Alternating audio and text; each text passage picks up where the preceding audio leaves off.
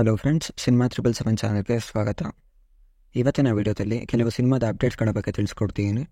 So ಈ ವಿಡಿಯೋನ miss ಮಾಡದೆ ಕೊನೆವರೆಗೂ ನೋಡ್ತಾ ಇದ್ದಾರೆ. ಮೊದಲನೇದಾಗಿ ಕಾಟೇರ ಚಿತ್ರದ ಬಾಕ್ಸ್ ಆಫೀಸ್ ಕಲೆಕ್ಷನ್ ವಿಷಯಕ್ಕೆ ಬಂದರೆ, ಕಾಟೇರ 3ನೇ ದಿನ 20 ಕೋಟಿ 94 ಲಕ್ಷ ಅಷ್ಟು ಹಣ ಗಳಿಸಿದೆ. 4ನೇ ದಿನ 18 ಕೋಟಿ 26 ಲಕ್ಷ ಅಷ್ಟು ಹಣ ಗಳಿಸಿದೆ. ಇಲ್ಲಿವರೆಗೆ ಒಟ್ಟು 77 ಕೋಟಿ 60 ಲಕ್ಷ ಅಷ್ಟು ಹಣ ಗಳಿಸೋ ಮೂಲಕ ಟಿ ಬಾಸ್ ದರ್ಶನ್ ಅವರ ಕಾಟೇರ ಸಿನಿಮಾ 50 ಕೋಟಿ ಕ್ಲಬ್ ಸೇರಿದೆ. ಹ್ಯಾಟ್ರಿಕ್ ಹೀರೋ ಶಿವಣ್ಣ ಅವರ 131ನೇ ಸಿನಿಮಾಕ್ಕೆ ಡೈರೆಕ್ಟರ್ ಫಿಕ್ಸ್ ಆಗಿದ್ದಾರೆ. ಶಿವಣ್ಣ ಅವರ ಮುಂಬರುವ ಚಿತ್ರಕ್ಕೆ ದಿನಾಕರ್ ದುಬದೀಪ ಅವರು ಡೈರೆಕ್ಟ್ ಮಾಡ್ತಿದ್ದಾರೆ. ನವಗ್ರಹ, ಜೊತೆಯಲ್ಲಿ ಸಾರಥಿ ಅಂತಹ ಸೂಪರ್ ಹಿಟ್ ಚಿತ್ರಗಳನ್ನ ಡೈರೆಕ್ಟ್ ಮಾಡಿದ್ದ ದಿನಾಕರ್ ಅವರು ನಮ್ಮ ಶಿವಣ್ಣ ಅವರಿಗೆ ಯಾವ ರೀತಿ ಕತೆ ಮಾಡ್ಕೊಂಡಿದ್ದಾರೆ ಅಂತ ಕಾದು ನೋಡಬೇಕು. ಮತ್ತು ನಿಮಗೆ ವಿಜಯ ರಾಘವೇಂದ್ರ ಅವರ ಸೀತಾರಾಮ್ ಬಿನಾಯ್ ಚಿತ್ರದ ಬಗ್ಗೆ ಗೊತ್ತೇ ಇರುತ್ತೆ. ವಿಜಯ ರಾಘವೇಂದ್ರ ಅವರಿಗೆ ಕಂಬ್ಯಾಕ್ ಕೊಟ್ಟ ಚಿತ್ರ ಅಂತೂ ತಪ್ಪಾಗಲ್ಲ.